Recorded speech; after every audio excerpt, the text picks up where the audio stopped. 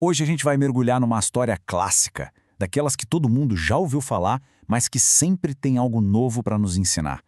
É a jornada de Jonas, e de como uma única escolha pode literalmente virar um mundo de cabeça para baixo. E a grande pergunta que essa história levanta é: o que acontece quando a gente tenta fugir de uma missão? Sabe, quando se sabe o que precisa ser feito, mas a escolha é pegar o caminho oposto?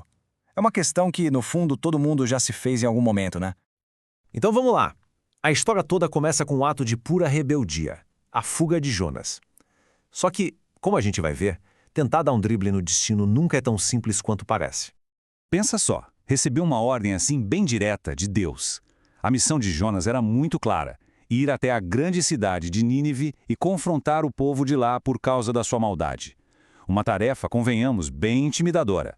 Mas a resposta de Jonas, essa sim foi surpreendente. E é aqui que a gente vê o dilema. O destino apontava para Nínive, mas para onde Jonas foi? Para Tarsis. Ele não só ignorou o chamado não, ele pegou e correu para o lado completamente oposto. Foi um não dito com todas as letras, uma recusa total da sua missão. E olha, isso não foi uma decisão de momento, sabe? Um impulso, que nada. Jonas planejou essa fuga nos mínimos detalhes. Cada passo foi pensado: descer até o porto de Jope, encontrar um navio que ia para bem longe, pagar a passagem. Tudo foi calculado para se distanciar, para ficar longe da presença do Senhor. Só que tentar fugir de uma missão divina geralmente não dá muito certo, né? A desobediência de Jonas acaba provocando uma reação. E que reação? Uma tempestade violenta que parece que vai engolir o navio e tudo mais. O texto descreve uma cena de pânico total. Uma tempestade tão forte, mas tão forte, que o navio estava a ponto de se partir ao meio. E fica claro, não era uma tempestade qualquer. Era uma resposta direta à fuga de Jonas. E no meio desse caos todo, a gente tem uma cena quase cômica, se não fosse trágica.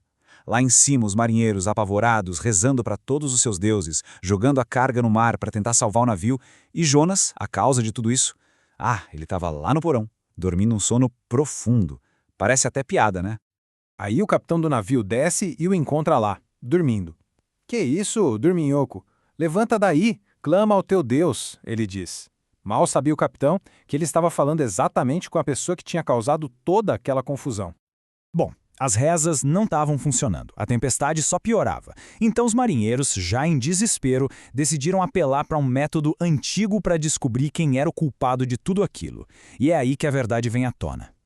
E o que eles fazem? Eles decidem lançar sortes. Era uma prática comum na época, tipo um 0 ou 1 do desespero para ver em quem a culpa ia cair. E não deu outra. A sorte caiu em quem? Em Jonas. De repente, todos os olhos se viraram para ele. O passageiro quietinho que estava dormindo no porão agora era o centro de toda a atenção e de todo o medo. Na mesma hora, os marinheiros os cercaram, disparando uma pergunta atrás da outra. Dá para imaginar o desespero, né? Quem é você? De onde você vem? Qual o seu trabalho? De que povo você é? Eles precisavam de respostas, e precisavam rápido. E a resposta de Jonas é o ponto de virada da história. Ele diz: "Eu sou hebreu e temo ao Senhor, o Deus do céu que fez o mar e a terra seca." Pensa na cabeça desses marinheiros. O cara basicamente diz: "Então, esse mar todo revoltado aí é o Deus que eu sirvo que fez." Isso, em vez de acalmar, deixou os homens ainda mais apavorados. Eles se deram conta de que estavam literalmente no meio de uma briga entre um profeta fujão e um Deus com poder para fazer exatamente aquilo que estava acontecendo com eles. E aí vem a solução que Jonas apresenta, que é no mínimo surpreendente. Ele basicamente assume a culpa e diz: "Podem me jogar no mar, a tempestade vai parar. Eu sei que é por minha causa que tudo isso está acontecendo." E agora a gente chega no ponto alto da tensão. A vida de todo mundo ali depende de uma única decisão. Jogar Jonas ao mar vai salvar o navio ou só vai piorar as coisas? Mesmo com Jonas pedindo, os marinheiros ainda tentam outra coisa. Eles não queriam jogar o homem no mar. Eles tentam remar com toda a força de volta para a terra, mas não adianta. O mar ficava cada vez mais violento, como se dissesse que não tinha outra saída. Sem ter mais o que fazer e com o coração na mão, eles fazem o que Jonas pediu. E o efeito é instantâneo. No momento em que Jonas cai na água, o mar se acalma. A tempestade para. O medo dos marinheiros vira outra coisa, um temor profundo. Eles acabaram de ver um milagre acontecer bem na frente deles. Aquilo muda tudo para esses homens. Depois de testemunhar um poder tão grande, eles oferecem um sacrifício ali mesmo, no navio, e fazem promessas. Eles, que antes rezavam para vários deuses, agora reconhecem o poder do Deus de Jonas. Mas e o Jonas? A história dele não acaba no fundo do mar, não. Pelo contrário, é aí que acontece talvez a parte mais famosa da história. O Senhor envia um peixe enorme, gigante, que surge das profundezas, não para destruir Jonas, mas para o engolir. Então, em vez de morrer afogado, Jonas vai parar dentro desse grande peixe e ele fica lá por 3 dias e 3 noites. Imagina só, um tempo de isolamento total, no escuro, no fundo do mar. Um tempo para pensar em tudo o que aconteceu. E é aqui que a gente termina com uma pergunta que fica no ar.